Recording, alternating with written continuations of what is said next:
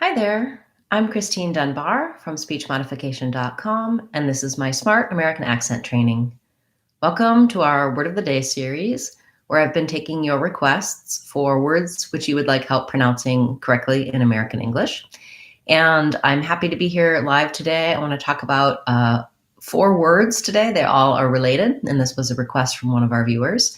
If you have a request of a word that you'd like to see covered in this series or question, please feel free to leave it in the comments and I will add it to my list of words to cover. You can also attend our Friday live question and answer classes and hear your question answered live. In those classes, we talk about pronunciation, intonation, American accent, and generally resources for improving your personal and professional communication in American English. We also have member-only classes. Right now, those have been happening on Sundays. So if you're interested in finding out about those classes and other membership perks, you can click the join button and see our membership options. So today's words are the directions, the ordinal directions, north, south, east, and west. And so we'll walk you through each of these words and talk a little bit about accent error patterns you might want to watch out for and how to practice to change to be able to use these words fluently and easily in your everyday speech. So north, I would say, might be the hardest, depending on which patterns you have, simply because it has the or diphthong, which tends to be a challenging combination of sounds for many non-native speakers, as well as the th sound, which is, again, as you know, sometimes a challenging sound. So what I suggest for north is starting with your or sound. If you have trouble with your r, you're going to have trouble with this word. And so thinking about, first you want to be able to say the sound, and then you want to be able to move more into the or sound, where it does have an but I have more of the O shape first. So it glides from O to We typically do it quickly, or, so you're not necessarily doing or you want to go right into that from your O shape. Then, so after I can do my or, and if you need more help for that, check out my American R playlist. I have several videos to help you with that. Then I'm going to say my N sound. And the reason I suggest saying your or first and then your N is that if I say or, nor, north, I'm more likely to be able to have that R sound be correct. If I just start at the beginning with the N and my tongue isn't ready for the north, it's going to go into whatever accent pattern I have. So it might end up sounding more like north or north. It may be flapped, or it may sound like a schwa. So start with your or and then add your N, or, nor. Finally, add your th, north, north.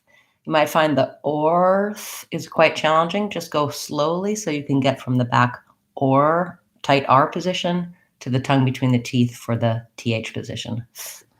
If you have trouble with that th, check out my American th playlist and try simpler words with th first, like both that end with the th, or think that start with the th.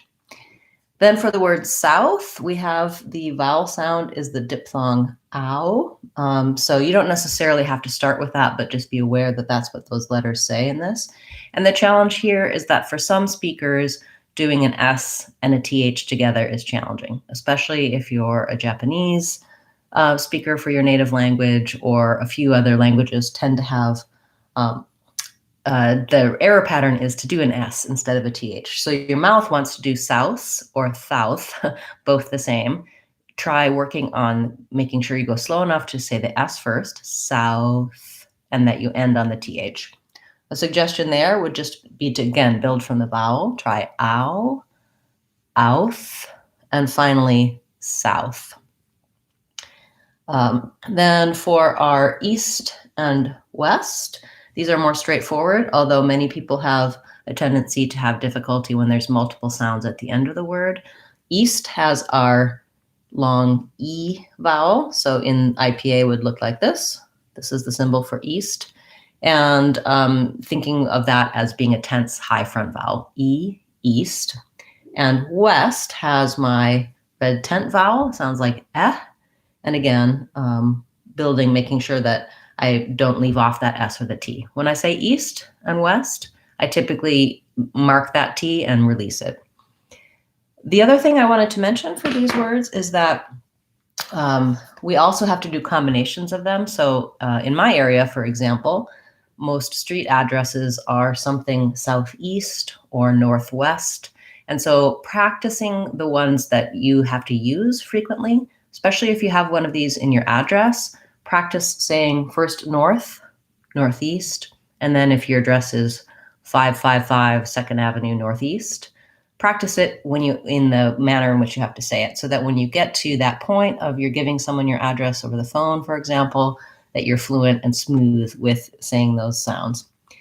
You also may want to add and practice words like northern, southern, eastern, and western.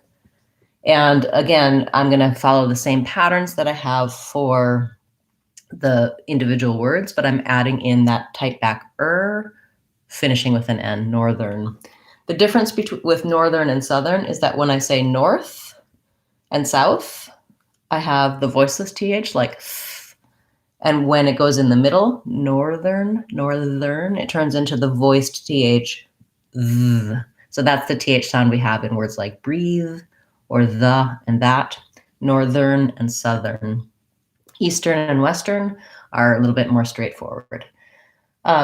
As with all of our words of the day, I do suggest once you have mastered the word by itself, try starting to use it in some short phrases. Again, if you have one of these in your address, that's a great place to start. You can also just make up a sentence, for example, like, I looked at the North Star. People sometimes travel south in the wintertime. The sun rises in the east and sets in the west. So I hope that helped you with these somewhat challenging words. They're basic, simple, important words that you may have accent patterns on, you may struggle with, and with a little bit of practice and attention to them, you should be able to make those corrections and begin to use them easily in your speech. I also want to mention, as part of our new series, we have our Word of the Day series. So I'll be back again tomorrow with the next Word of the Day. We also now have started a Phrase of the Week series. So far I've been having the Phrase of the Week class on Sundays. And in those classes, we're looking at idioms, American expressions, talking about what they mean, talking about why and how Americans use them, and introducing you to ways to practice to begin to first understand these, and second, if you like, begin to use them in your speech as well. So check that out on Sunday. I believe on Sunday we're going to be talking about the phrase with flying colors. And you can check out the full playlist of our past live streams for Phrase of the Week on our channel page, Speech Modification Seattle. We also have coming up next week on Tuesday, a small group class. This is a mini class that you can join. And it's going to be really exciting. We're going to just do a 45-minute class. And the class is going to be about the topics that the people who attend want and choose. So it's a $5 class, so there is a fee for it. You can check it out on speechmodification.com. And the idea is that you can come and get some feedback, ask your questions.